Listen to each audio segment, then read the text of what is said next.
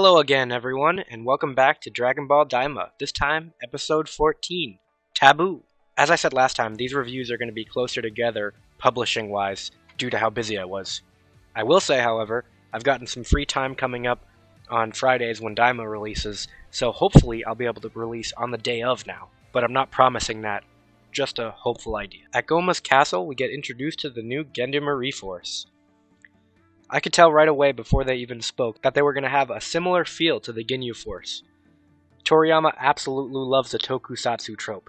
If you don't know what tokusatsu is, it's like Power Rangers, Godzilla. Basically it means special effects in Japanese, more or less. And it's all practical special effects that led to the funky, silly, fun monsters and heroes and all that. But honestly, the fact that there were 5 of them, and that they were so casual eating sweets and chips on their first appearance was enough for me to guess correctly that they were going to be a riff on the Ginyu Force. During their introduction, we also got to see the structure of the Demon Realm. Instead of them being different worlds, so to speak, it's more like they're different areas inside of planets. There's 3 different levels. 3rd, 2nd, 1st. This was assumed but never directly confirmed until now, I believe. However, there are worlds within the worlds. Like the last episode, we had the planet of the Megaths. Now, I don't know if it's a literal planet or not. I believe it said it was. I'll double check and post a editing thing like I normally do. But I'm guessing it's like a planet within the realm because the realms themselves are so big. This planet that they're on is probably huge in comparison to like Earth, if that's how this all works. It could be a mixture of the idea of a planet and also like different dimensions within the layers. I don't really know. It's not explicitly stated. Anyways, back to the Gendarmerie force. They do seem like genuinely good people in the Demon Realm. We see this with how they treated Ku and Du, and even wanted to buy them lots of candy and thinking of them as children. They were even saddened by the fact that they couldn't afford all that they wanted to give them. Though this could be just setting us up to like them, so that they could later be cruel and make them seem even worse than they truly are. We know how cruel the Gendarmerie are, and since they are probably at the top of that army, they may be even more cruel. I guess we will see when their fighting starts. As to how strong they are, it doesn't seem that they're that strong given that they carry heavy ammunition. But this could be an intentional misdirect that Toriyama likes to do. They could have some really out-of-pocket power or fun gimmicks. Now to the part that I saw coming. We saw the Demon Realm tunnel for the first time, and that it was magically sealed off.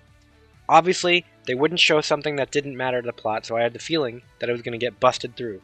In my head, I envisioned that Super Saiyan 3 Goku, or maybe even Vegeta, was going to use raw power to break through it, as Goku has already shown that enough strength can overcome magic. But I think it's better storytelling-wise to have Neva, the one who made the gates, be the one that dissipate them. He seems to be on kind of a redemption arc, even though it's not implied that he's done anything really that horrible. Side note, during all this, Goku is falling for what feels like forever after getting shocked by the gate. He starts falling at 10:44 and doesn't wake up and fly off until 13:12. That's a whole 2 minutes and 28 seconds.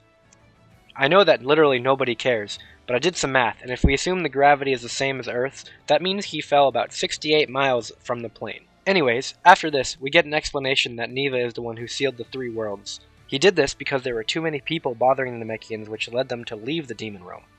So it sadly looks like his gates worked, but not in time, which led to his loneliness. Based on the comments of Piccolo being such a legendary Namekian magician that nobody could really imitate, I imagine him to be like if Gandalf was stranded in Middle-earth, and everyone else in the world had gone to Valinor. Now, obviously that doesn't work if you know anything about Lord of the Rings, because, not everyone can go to Valinor, but just forgive the comparison, please. After this, the crew then fly through the tunnel, but there's too much danger and the plane can't take it, and they have to ditch the ship to get to the ground safely. We end the episode with all of them fleeing from the attacking Gendarmerie. We have probably between 5 and 10 episodes left. I would guess 5 based off of how this is going, but I've been wrong before, so we'll see. I'll still be reviewing these, and I'll see you guys next week.